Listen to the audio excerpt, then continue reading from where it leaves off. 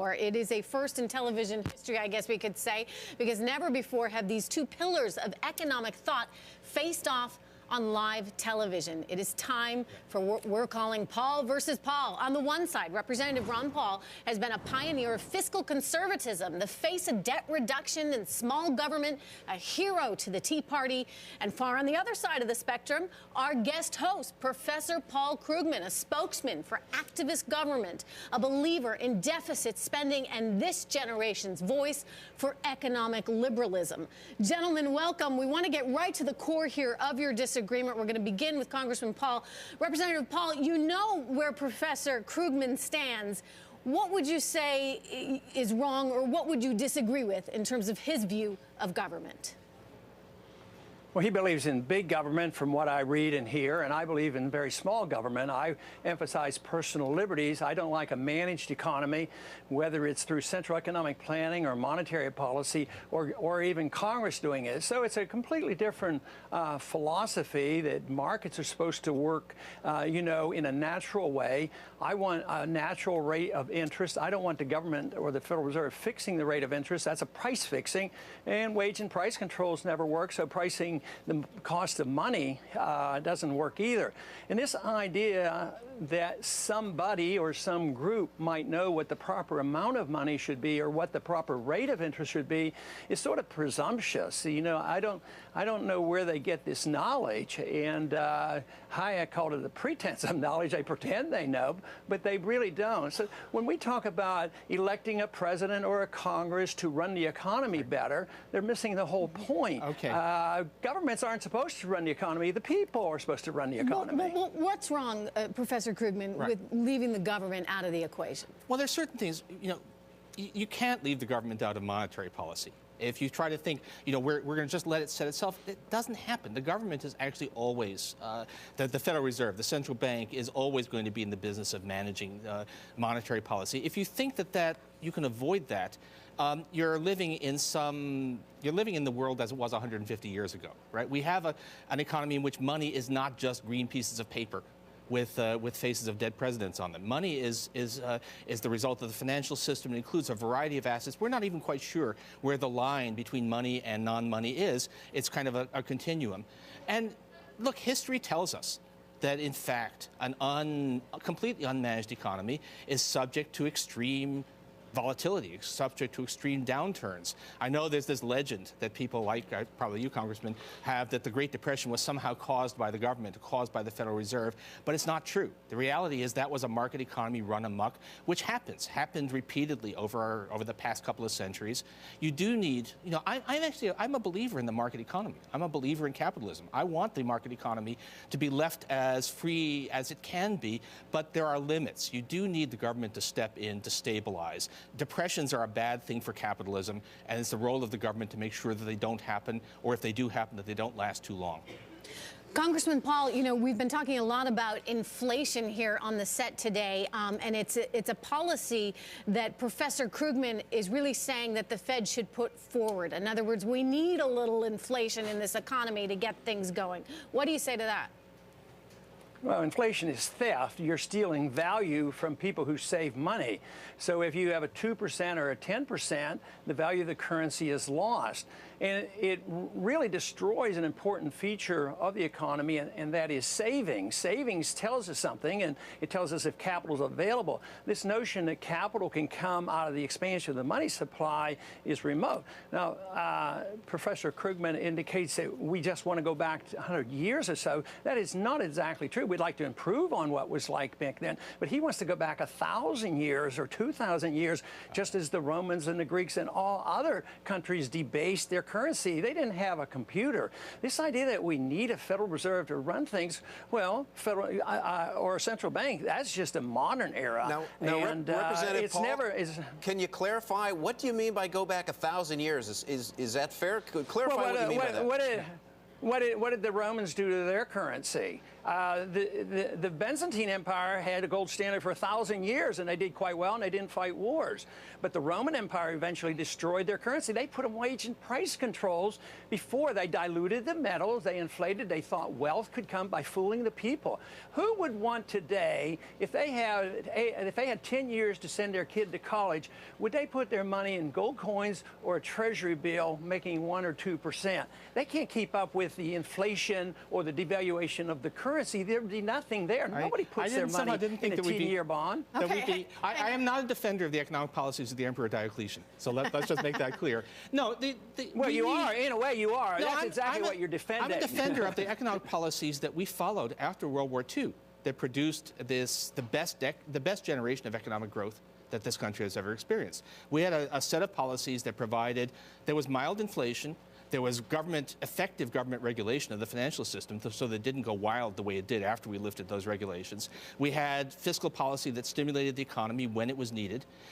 We had policies that fostered a strong middle class instead of using the worship of the supposedly ideal forces of the market to lead to plutocracy. I like the America that my parents prospered in. I think we can restore a lot of that. And there are some reasons for that. Just remember that Friedman, Bernanke apologized to Friedman because the Federal Reserve was responsible for prolonging the agony of the Depression. You have to liquidate the debt. After World War II, a lot of the debt was liquidated. But guess what else we did? The troops were coming home. 10 million people came home. Big government liberals wanted to have job programs. They weren't put into place. We cut spending by some 60%. We slashed taxes. Finally, the Depression ended. Yes, there were some things, but it was the liquidation of debt that made it available that we could go back to work again. I want to say something about Milton Friedman here, because if you actually read what he wrote in his writings for economists, as opposed to some of his slightly loose popular writings, he actually said that the Federal Reserve was responsible for the Great Depression because it didn't do enough. Friedman's complaint was that the Federal Reserve did not print enough money. Now, I know this really. When Ben Bernanke talked about the helicopter, he was taking that metaphor from Milton Friedman. That wasn't his idea. It's really telling that in the state of America right now, Milton Friedman would count as being on the far left of the debate over monetary policy. Yeah. That's something terribly wrong with the way we've gone here. The point is, the Fed either does too much or too little, and they can't do it. So they don't have a very good record. They've ruined 98% of the value of the currency since 1913. And that's dishonest. That steals value from people. Why should people get 1% for the money for savings and the banks get it for practically free and they make money? Why did the Federal Reserve bail out the rich? Why didn't they give the money to the mortgage holders? If you care about poor people, so Representative Paul, houses, why didn't you use helicopters? Why didn't you use helicopters and pass it out to the home builders? That would have been more fair. Well, what is your prescription then for what should the Fed do? I mean, should we not have a Federal Reserve? I mean, what should the role of the Fed be? You talked about Milton Friedman. He said, hey, why not replace the Fed with the computer? What is it going to come to? I'm with him. You're with him. I'll tell you what we could do, and even with my book and the Fed, if you read it, it doesn't call for the end of the Fed, because it would be chaotic if tomorrow we ended the Fed. Too many people dependent. But all I want to do is get rid of the monopoly. I want to legalize competition. There's legal competition on currencies around the world. Why can't we allow ourselves here the legal competition over gold or silver standard? Why was the Fed so frightened about this? And then, if I'm wrong, I have no idea what that's about. Who cares? If I'm right, if you want the paper money and I'm wrong, it doesn't hurt anybody. Just allow me to legalize the currency, get rid of the monopoly, take the taxes off gold and silver, and get rid of the sales tax and capital gains tax and get in illegal tender laws. Don't hide behind a monopoly and force. See, people today, if they use gold and silver, you can go to jail in this country. Do you really think that people... That's not my understanding of the law. But do you really think that people use dollar bills only because the federal government isn't allowing them to use other stuff? That seems to me to be a very strange point of view. And by the way, we have lots of private money. You don't have a choice. You go to jail if you use anything else. You go to jail. That's not what I've heard. You can do barter. You can do barter with all kinds of stuff. No, the fact of the matter is that we actually had too much currency competition, too much money competition, right? This crisis was brought on by an expansion of what amounted to private money in the form of things like repo. which were uncontrolled and turned into an enormous crisis when they collapsed. So, but look, okay. I mean, just come back to if a private company commits fraud, they go to jail. If the Federal Reserve commits fraud, they get nothing. I mean, you can do whatever you want. So if you had private issue of money and you committed fraud, you would go to jail for this. If you think but no, governments can debase a currency and injure a lot of people, cause the business cycle, cause the inflation, cause the unemployment, and they get off scot-free. I've been pretty harsh on our understanding. I've been pretty harsh on Ben Bernanke, but fraud is not one of the things I would charge him with. Well, Dr. Krugman, if we can... You want him to print more money faster. Believe me, it doesn't work. We have enough evidence for that. So, Dr. Krugman, let's try to... And we touched on this earlier, but if we can try to put a number on it. Debt here in this country as a percentage of GDP, right now about 100% if you add in... Right, state and local. State and local plus Social Security. How much higher could we go? And then we start to put a number on how much higher could we go? And then I want to ask your counterpart, Representative Paul, the same question. All right. I mean, I don't have a fixed number, but if it takes another 30 points to get us out of this depression, then I'm willing to accept that. I won't claim that there's no risk, but the risk of not doing what it takes to get out of the depression is a clear and present danger. I don't want us to go up to Japanese levels of debt, even though they turn out to be able to carry those levels of debt. But we're not anywhere close to a red line here, is the point. I can't give you a specific number, but we're not. But 130%, as you just cited, 30 percentage points. Britain was when John Maynard Keynes was writing, Britain had debt that was on the order of 130% of GDP. That didn't stop fiscal stimulus from actually being the answer. The main point is that trying to reduce that number by slashing spending now actually makes even the debt problem worse. It's one thing to say, oh, I don't like that level of debt, but if you're going to say, and my proposal is to actually destroy the economy so that we can't, in fact, afford to carry the debt we already have, that's not a helpful policy. Representative Paul, your response?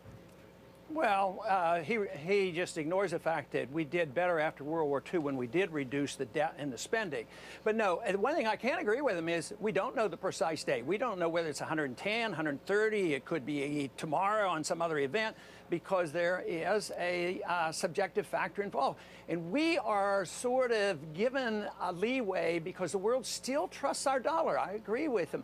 But that just means it's a bigger bubble for our bonds and our dollar. So we don't know. But if this were true, America, as long as if you believe that the world will continue to take our dollars no matter what our debt is, Americans shouldn't have to work anymore because we just print all the money. But the worst part about all this is the facilitation of debt, because the Fed is the lender of a resort, not only to their friends on Wall Street and all their banker friends, but also to the politicians who get reelected by running up these debts, and the Fed always is there. They have to be there. So there's no restraints on the Congress to run up debt. So if you love big government and think it can last forever, no, I can understand why you'd love the Fed, but some of us believe in freedom and markets and sound money. I believe in freedom and markets. I just don't believe in monetary policies to perpetuate depression.